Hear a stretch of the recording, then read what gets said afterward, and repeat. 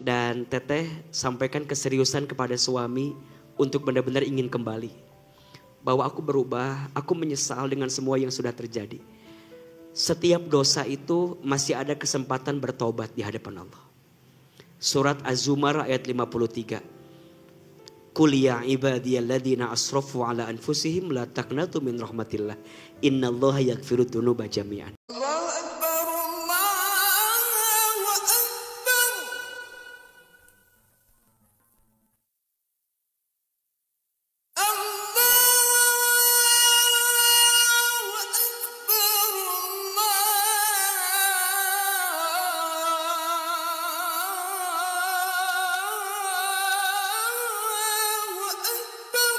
Assalamualaikum Ustadz. Waalaikumsalam warahmatullahi wabarakatuh.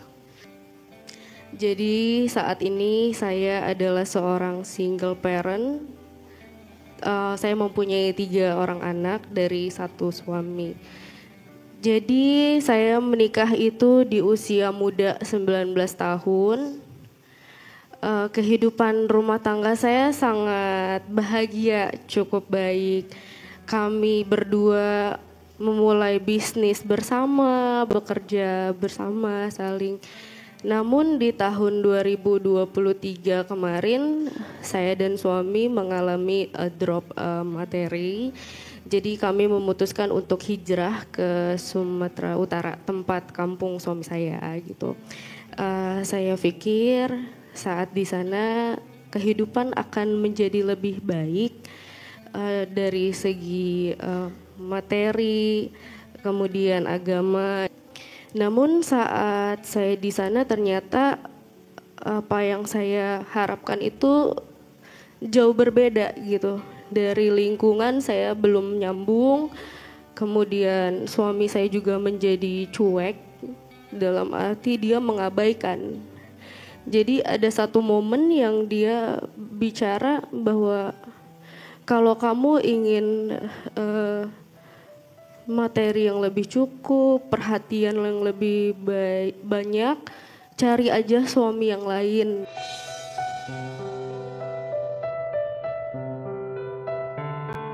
Akhirnya saya melihat-lihat sosial media ceramah gitu ya. Salah satu tentang membahas rumah tangga segala macam. Nah, saya tertarik sama salah satu orang yang mengerti agama ini di sosial media. Kemudian saya memberi salam. Akhirnya singkat cerita saya dekat. Ya. Namun pada saat itu karena saya merasa suami saya mengabaikan saya gitu. Jadi ada rasa saya untuk saya pulang aja gitu ya ke Jawa sini gitu kan. Akhirnya memang ada janjian untuk kajian. Ternyata pada saat itu bukan kajian yang saya dapat, bukan ilmu agama, namun maafnya pada saat itu saya terbujuk rayu dan terjadi Pak Ustadz. Astagfirullahaladzim. Dan berita ini udah lumayan viral di sosial media Pak Ustadz. Kemudian ya suami saya tahu, keluarga besarnya juga tahu gitu Pak Ustadz. Nah, saya langsung ditalak sama suami. Tapi saya berpikir anak saya ini semuanya dari beliau gitu Pak Ustadz.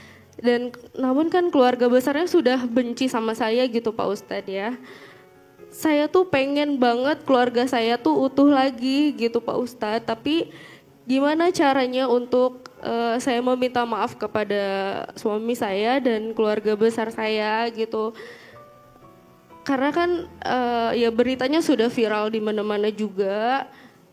Ya saya melukai banyak hati orang gitu. Apakah ada pintu taubat untuk saya dan bagaimana caranya supaya keluarga saya utuh kembali dan dimaafkan dengan sebesar-besarnya hati dari keluarga suami saya. Terima kasih Pak Ustadz. Assalamualaikum.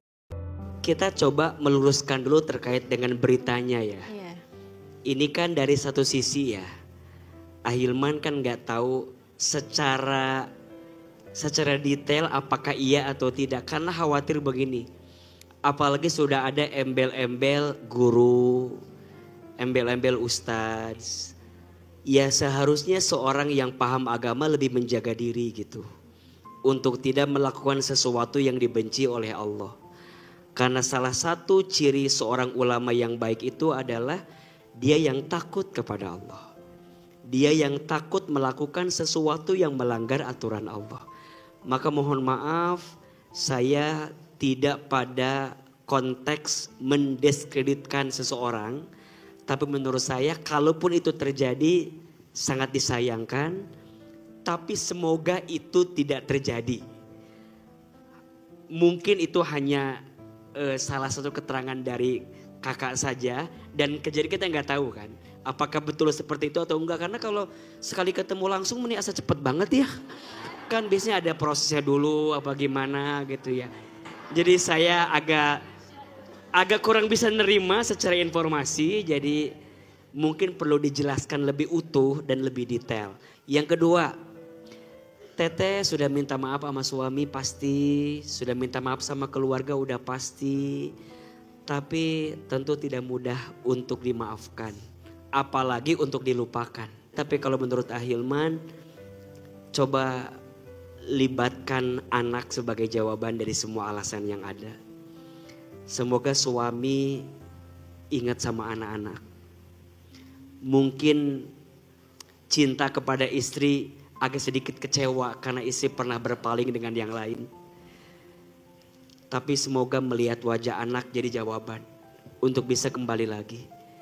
Dan Teteh sampaikan keseriusan kepada suami untuk benar-benar ingin kembali. Bahwa aku berubah, aku menyesal dengan semua yang sudah terjadi. Setiap dosa itu masih ada kesempatan bertobat di hadapan Allah. Surat Az-Zumar ayat 53.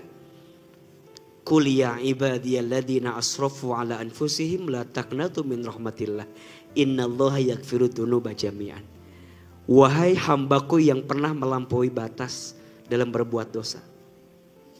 Jangan pernah putus asa dengan rahmat Allah. Sesungguhnya Allah akan mengampuni dosamu seluruhnya jika engkau kembali kepada Allah. Jadi sekarang tugas Teh Ratu adalah terus minta ampun sama Allah, bertobat sama Allah. Sungguh-sungguh bertobat. Sambil nanti minta lembutin hati sama Allah tentang keadaan suami. Enggak apa-apa atas semua dosa yang pernah kita lakukan tapi bertobat. Ingat ya, dengan catatan bertobat. Dan kalau sudah tobat jangan dosa lagi. Jangan mentang-mentang kan Allah maha pengampun, dosa aja lagi. Nanti minta ampun lagi. Jangan. Itu namanya mempermainkan taubat. Dan Allah tidak suka kepada orang yang mempermainkan taubat. Ada istilah begini, nanti aja taubat kan masih ada. Belum tentu.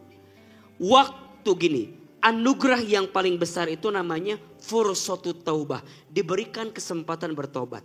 Jadi kalau bunda diberikan kesempatan bertobat, ambil. Dan kalau sudah bertobat jangan balik lagi. Kalaupun kita balik lagi, taubat lagi. Dan berazam sama Allah untuk tidak berdosa lagi. Karena di antara ciri taubat diterima itu ada 3. 1 menyesal, 2 berhenti, 3 berjanji. 1 menyesal, takut, sedih, nyesel kalau ingat dosa. Apa di antara cirinya? Mudah menangis kalau ingat dosa. Yang kedua berhenti. Kalau udah tahu dosa jangan melakukan lagi.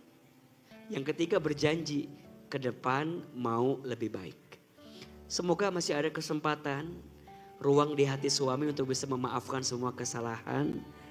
Dan suami juga punya salah pasti, Teteh juga punya salah pasti. Rumah tangga itu saling bukan saing. Saling memaafkan, saling memahami. Mudah-mudahan masih ada jalan. Saya sama suami sudah enggak bersama lagi, cuman masih di secara negara masih statusnya masih suami istri. Untuk Bang Ame, aku minta maaf selama ini belum bisa jadi istri yang baik. Selama pernikahan aku masih banyak merepotkan. Dan terakhir, kesalahan terbesar ini mungkin sangat menyakitkan hatimu dan keluargamu. Tapi jujur dari hati yang paling dalam, ya Kori menyesal dan pengen kita kayak dulu lagi ngebesarin anak-anak, karena ya sejatinya orang tua anak-anak kayak kita gitu. Aku juga gimana ya pokoknya aku minta maaf, kalau bisa diperbaiki kita perbaiki. Aku minta maaf sebesar-besarnya, dan salam untuk keluarga besar Bang Ame juga.